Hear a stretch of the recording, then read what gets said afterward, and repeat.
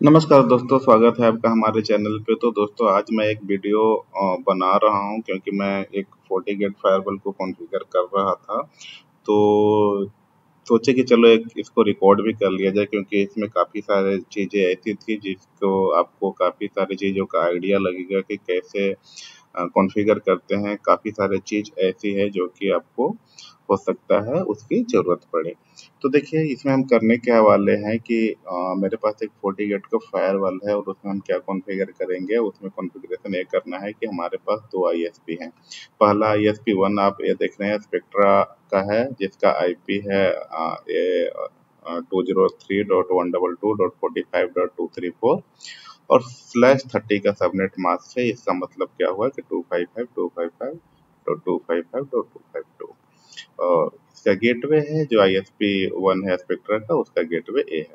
Means कि spectra का एक हमने इंटरनेट कनेक्शन लिया हुआ है और जिसका आईपी स्टैटिक आईपी जिसको बोलते हैं उसका आईपी ए है और गेटवे ए है।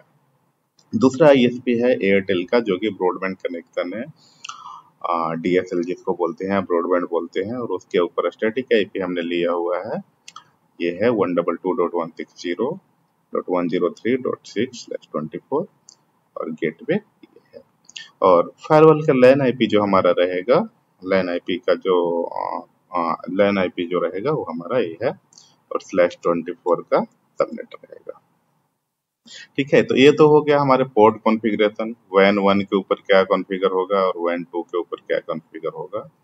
तो ये हमारा क्या हो गया, ये हमारा पोर्ट कॉन्फ़िगरेशन हो गया। इसको हम मान लेते हैं कि ये वैन 1 के ऊपर कॉन्फ़िगर होगा, वैन 1 और ओके, तो थोड़ा सा स्पेस दे देते हैं। वैन 1 और वैन 2 के ऊपर हमारा क्या होगा, एयरटेल डीएसएल कॉन्फ़िगर होगा। तो हम ऐसे प्लान कर लेते हैं। और लैन पोर्ट के ऊपर हमारा जो आईपी कॉन्फ़िगर होगा 192.168.168.168/24। तो देखिए इसमें काफ़ी सारी चीज़ें कॉन्फ़िगरेशन है। पहला पार्ट तो ये आईएसपी का हो गया और लैन इंटरफ़ेस का हो गया। उसके बाद हमारा जो सेकंड पार्ट क्या करना है, पोर्ट फॉरवर्डिंग करना है। तो इस वीडियो को हम काफ़ी सारे 2-3 पार्ट में हम कर लेंगे क्योंकि ये इकट्ठे अगर सिंगल वीडियो करेंगे तो ये काफ़ी ज़्यादा लंबा हो जाएगा।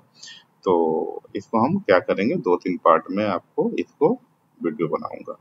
तो उसके बाद ये आईपी कॉन्फ़िगरेशन के बाद पोर्ट के ऊपर दे कॉन्फ़िगरेशन करने के बाद हमें क्या करना है, नेक्स्ट कॉन्फ़िगरेशन में हमें पोर्ट फॉरवर्डिंग करना है। पोर्ट फॉरवर्डिंग में इसको थोड़ा समझने काफ़ी पोर्ट फॉरवर्डिंग में भी काफ़ी सारे पोर्ट फॉरवर्डिंग है, मीन्स कि डिफरेंट डिफरेंट टाइप्स के आपको यहाँ पे चीज़ें सीखने को मिलेगी कि डिफरेंट डिफरेंट टाइप्स से पोर्ट फॉरवर्डिंग हम कैसे कर सकते हैं। तो यहाँ पे देखिए एक हमारा सर्वर है पोर्ट फॉरवर्डिंग में जिसका आरएमएस ऑनलाइन करके हमारा एक सर्वर है। सर्वर का नाम है आरएमएस ऑनलाइन।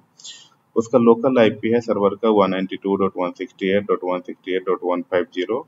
पब्लिक आईपी है 122.160.103.6 और पोर्ट हमें कौन सा फॉरवर्ड करना है, 8080। ठीक है, तो देखिए ये मेरा मकसद यही है रिकॉर्ड करने का कि पोर्ट फॉरवर्डिंग तो सिंपल मैंने भी वीडियो बनाया हुआ है, आपने भी देखा होगा। तो ये सिंपल सिंपल पोर्ट फॉरवर्डिंग कर सकते हैं। लेकिन आगे के सर्वर में देखेंगे तो जैसे आरडीपी सर्वर है तो उसका लोकल आईपी ये है, पब्लिक आईपी ये है, पोर्ट नंबर ये है। लेकिन इसमें एक डिफरेंट चीज क्या है कि ये आईपी जो है सोर्स आईपी क्या होना चाहिए इसमें, ये 3 आईपी हैं।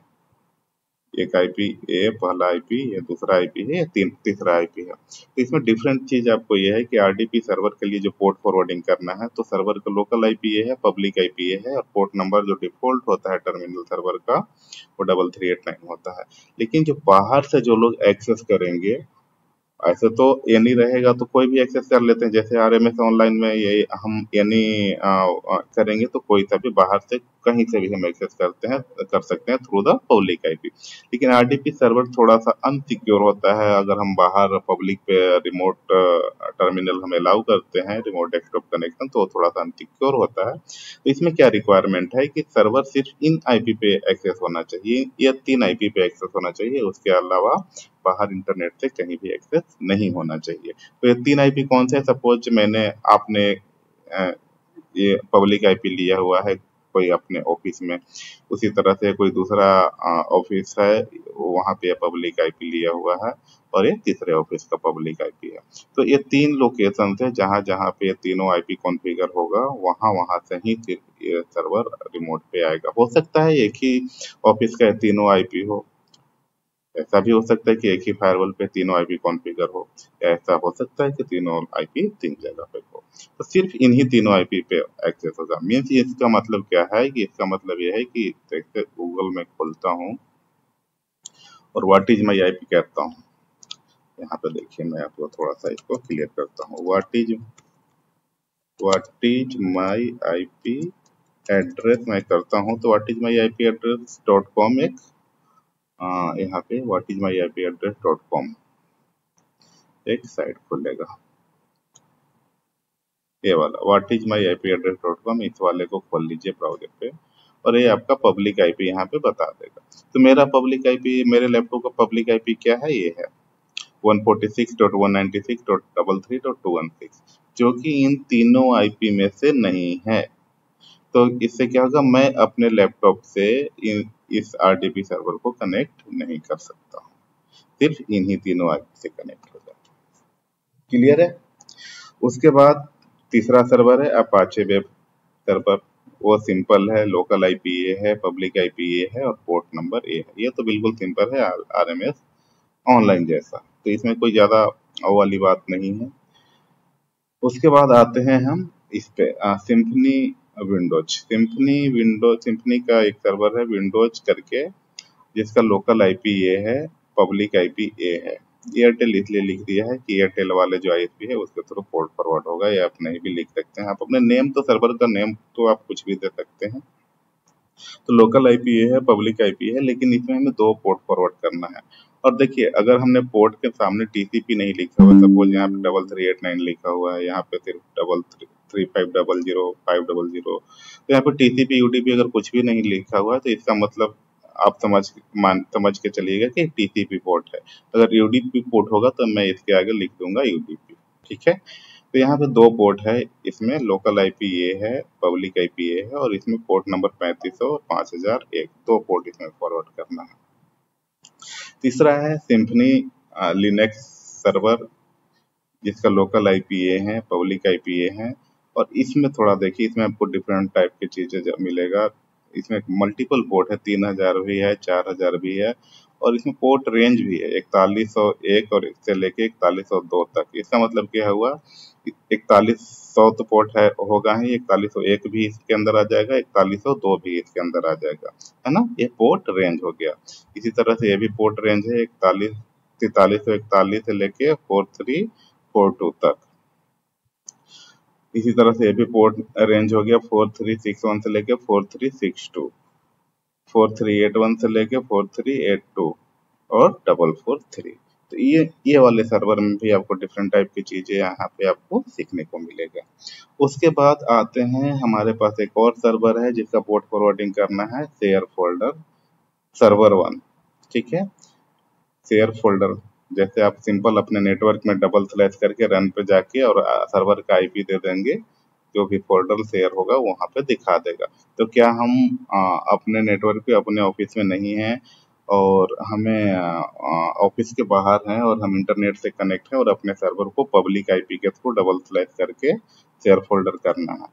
तो यहाँ पे थोड़ा सा डिफरेंट चीज यहाँ पे आपको सीखने को मिलेगा। ये शेयर फोल्डर तो है, सर्वर का लोकल आईपी ये है, पब्लिक आईपी ये है, और शेयर फोल्डर के लिए जो भी पोर्ट होता है 445 और 139 टीसीपी का है, और 137 और 138 ये यूडीपी का पोर्ट है। लेकिन इसमें कंडीशन ये है, सोर्स आईपी, इन 3 आईपी से ही बाहर में इंटरनेट के थ्रू ये शेयर फोल्डर एक्सेस होना चाहिए सिक्योर करने के लिए। ऐसे हम पब्लिक पे दे देंगे इंटरनेट पे, तो कोई भी किसी को भी अगर ये आईपी पब्लिक आईपी पता चल जाएगा तो डबल स्लैश करेगा और शेयर फोल्डर को एक्सेस करेगा। लेकिन हम चाहते हैं कि नहीं, ये 3 ही आईपी पे, ये 3 जो स्टैटिक आईपी है, जहाँ का भी आईपी हो, सपोज हमने अपने घर का लिया हुआ है, ऑफिस का लिया हुआ है, तो इन 3 ही आईपी पे शेयर फोल्डर एक्सेस होना चाहिए। क्लियर है? उसी तरह से शेयर फोल्डर सर्वर 2 है, यह दूसरा सर्वर है जिसका पब्लिक आईपी ये है, और जिसका लोकल आईपी ए है और पब्लिक आईपी ए है। पोर्ट तो सेम रहेगा जो शेयर फोल्डर का होता है, TCP 44139, 445 और 139, और EDP पोर्ट का ये है। और इसमें भी कंडीशन ये है कि इन 3 आईपी पे एक्सेस होना चाहिए। तो ये हो गया पोर्ट फॉरवर्डिंग का पार्ट। तो सबसे पहला पार्ट हमारा क्या था? सबसे पहला पार्ट हमारा था आईपी कॉन्फ़िगर करने का, WAN आईपी पे और WAN इंटरफेस पे और LAN इंटरफेस पे। और दूसरा पार्ट हमारा हो गया पोर्ट फॉरवर्डिंग का, है ना, ये शेयर फोल्डर तक ये हमारा पोर्ट फॉरवर्डिंग का हो गया।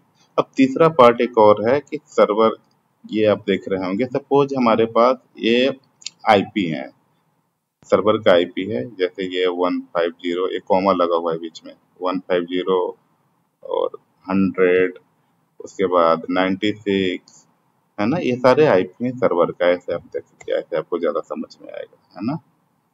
ये सारे आईपी हैं वो सर्वर के आईपी हैं। इस तरह से मैं कर देता हूँ तो थोड़ा सा ज्यादा क्लियर होगा।